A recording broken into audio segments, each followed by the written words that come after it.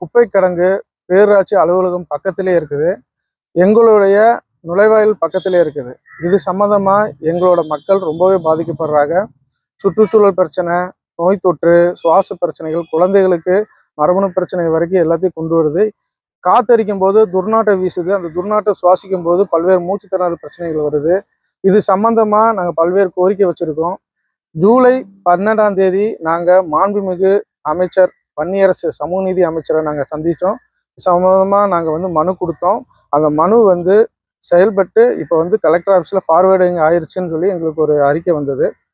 அதன் மூலிமா இப்போ விரைவில் எடுக்கணும். ஆனால் இது சம்பந்தமாக பேரூராட்சி சம்பந்தமாக எங்களுக்கு எந்த ஒரு சப்போர்ட்டும் இல்லை. பொதுமக்கள் பல்வேறு கோரிக்கை வச்சும் எங்களுக்கு எந்த விதமான சப்போர்ட் இல்லை.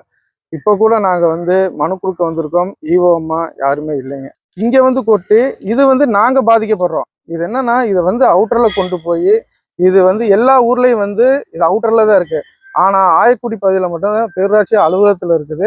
பேரூராட்சி அலுவலர்களுமே பாதிக்கப்படுறாங்க. இது சம்மந்தமாக அது சம்மந்தமாக கோரிக்கை வச்சு யாரும் நடவடிக்கை எடுக்கிற மாதிரி தெரியல. எங்களுக்கு ஒரு விளையாட்டு மைதானம் இந்த இடத்துல எங்களுக்கு அமைச்சு தரணும். எங்களுக்குன்னு எந்த ஒரு இதுவுமே செயல்பாட்டில் இல்லை. எங்களை எப்பயுமே ஒரு ஒதுக்கப்பட்ட மாதிரி தான் வச்சிருக்காங்க. ஸோ எங்களுக்கு எந்த நலத்திட்ட உதவிகளும் செய்யறதில்ல. அடுத்த கட்டம் நாங்கள் மனுதை நீ இதுக்கப்புறம் நடவடிக்கை எடுக்கலைன்னா உண்ணாவிரதம், முற்றுகை போராட்டம் தான் நாங்கள் இருப்போம். நிரந்தரம் உண்ணாவிரதம். பொதுமக்கள் 3000 வீடு இருக்கு. 3000 வீட்டில் இருக்க பொதுமக்கள் எல்லாருமே இப்போ நாங்கள் இவ்வளோ பேர் இளைஞர்களாக கூடியிருக்கிறோம். அடுத்து பொதுமக்கள், பெண்கள், குழந்தைகள் எல்லாருமே இங்கே சேர்ந்து வருவாங்க. சாலை மறியல்ல இருந்து எல்லாமே நடக்கும். உண்ணாவிரத போராட்டம் நாங்கள் நடைபெறும். என்னோட பேரனுக்கு 6 வயசு ஆகுது. திடீர்னு காய்ச்சல் வந்தது. வரும்போது கோவை மெடிக்கல் கொண்டு போகும்போது பேரூராட்சி பக்கத்தில் இருக்கிற சுகாதாரத்தை கேட்டாங்க. அதுல இருந்து அந்த பையன் இப்போ 6 வயசு ஆகுது, நடக்க முடியல. அதனால தயவு செய்து எனக்காக இல்லை, சில குடும்பங்களும் இந்த ஊரை விட்டு வெளியே போயிட்டு இருக்காங்க.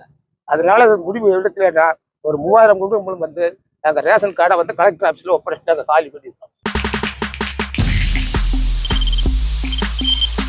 தவிர்க்க முடியாத தம்ப்நெயில்ஸ், கலக்கலான கண்டென்ட்ஸ், சினிமாவும் சீரியஸ் பிரச்சனைகளும், பல வருடங்கள் இடைவெளிக்கு பிறகு இந்த படத்துல ஒரு கலகலப்பும் கைகலப்பும்